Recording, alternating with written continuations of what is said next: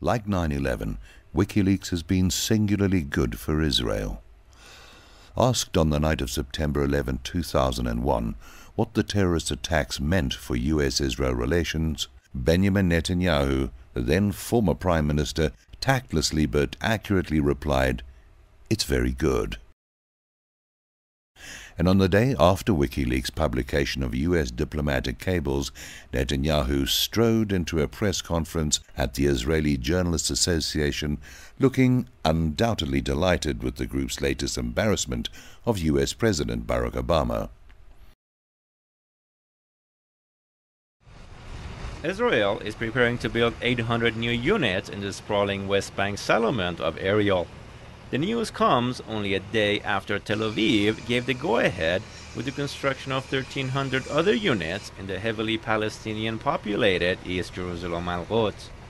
The latest settlement construction has drawn international criticism for undermining the US-brokered talks between Tel Aviv and the Palestinian Authority.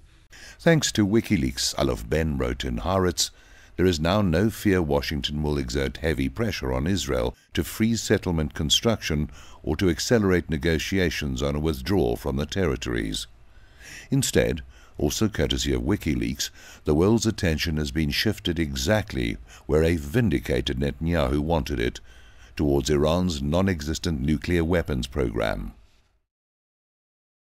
Our region has been hostage to a narrative that is the result of 60 years of propaganda which points Israel as the greatest threat, Netanyahu told the assembled journalists. In reality, leaders understand that the view is bankrupt. For the first time in history, there is agreement that Iran is the threat. While there is considerable dispute about the extent to which Arab leaders share Netanyahu's understanding of the Iranian threat, the Arab public overwhelmingly considers Israel to be a far greater threat. Nevertheless, according to Haaretz columnist Ari Shavit, Julian Assange has shattered the accepted dogma on the understanding in the Middle East in the 21st century. WikiLeaks, crowed Shavit, proved that Israel's occupation and colonization of Palestine was not the main cause of instability in the Middle East. Instead, the secret cables revealed that the entire Arab world is concerned about one problem only: Iran, Iran, Iran. Thus, Shavit concluded, the only way to bring peace to the region was to deal with Iran first. Strangely, the WikiLeaks founder Julian Assange seems to accept the Israeli version of war is peace in the Middle East.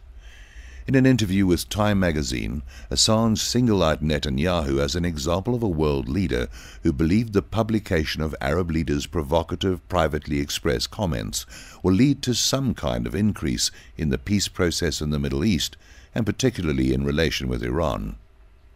Even more puzzling, Assange had an op-ed piece in Rupert Murdoch's The Australian, in which he quoted something the media mogul had written in 1958.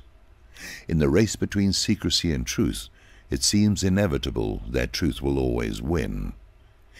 In choosing another pro-Israel apologist as a model of transparency, is it possible that Assange is ignorant of the key role played by Murdoch's media empire in propagating the lies that led the New York Times to dub the war in Iraq as Mr. Murdoch's War?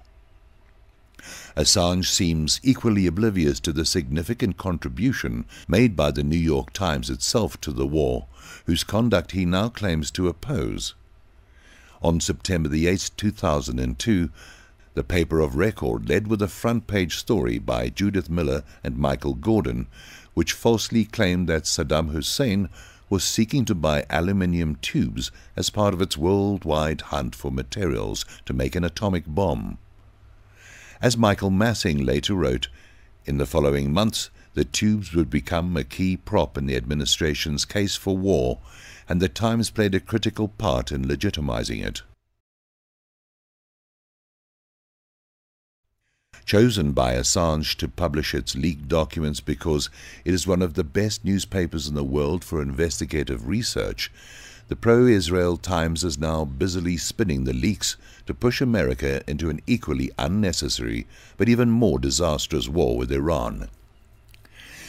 Given that the WikiLeaks revelations have been such an unexpected diplomatic coup for Israel, its American lobby appears to be strangely divided over the issue. On one side, there are those like David Frum, Jeffrey Goldberg and Michael Ledeen, who delight in being able henceforth to cloak their incessant Iran warmongering behind a specious Arab cover. Those who suggest that it's some Israel lobby or Jewish cabal that is driving the confrontation with Iran should be embarrassed by the leaks, writes Frum. WikiLeaks confirms that the region's Arab governments express even more anxiety than Israel about the Iranian nuclear weapons program. Meanwhile, the most virulent attacks on WikiLeaks have come from some of Israel's staunchest supporters. William Kristol, editor of Rupert Murdoch's Weekly Standard, wants Congress to enable Obama to whack WikiLeaks. Dianne Feinstein, chairman of the Senate Intelligence Committee, and Joe Lieberman, chairman of the Senate Homeland Security Committee, appear only too willing to oblige. Both senators have called for the prosecution of Assange under the 1917 Espionage Act. Feinstein is also working with Senator Charles Schumer on media legislation that would allow the prosecution of organizations like WikiLeaks. The United States has repeatedly spoken out against China and its censorship of the Internet. But it looks like the latest WikiLeaks release could lead to similar action happening to Internet here in the United States. And according to a report, the Obama administration may introduce a bill that would allow law enforcement to spy on Internet communications through emails and social networking websites. So will WikiLeaks lead to a new Patriot Act for the Internet? How do we reconcile the Israel's lobby apparently schizophrenic reaction to WikiLeaks? Could it be that Julian Assange has killed two birds for Israel with one document dump? Thanks to WikiLeaks, the well-publicized remarks of a few Arab leaders provide much-needed cover for pro-Israelis as they relentlessly press America to whack Iran. Is there reason for us to adjust the law to hold news organizations that distribute stolen classified material liable for a violation of the law? I understand this is a First Amendment. It's very sensitive stuff. We have to balance the rights of a free press against the national security interest of our country. But this case, I think, calls on us to have a thoughtful discussion of that and see whether we want to amend the law to protect ourselves better in the next case. At the same time, the disclosure of U.S. diplomatic secrets has given the likes of Joe Lieberman another excuse to kill the Internet, to prevent Americans from ever finding out how they got into such a mess in the Middle East. But just like 9/11, no matter how much WikiLeaks has benefited Israel, most observers still seem loath to consider the Tel Aviv connection.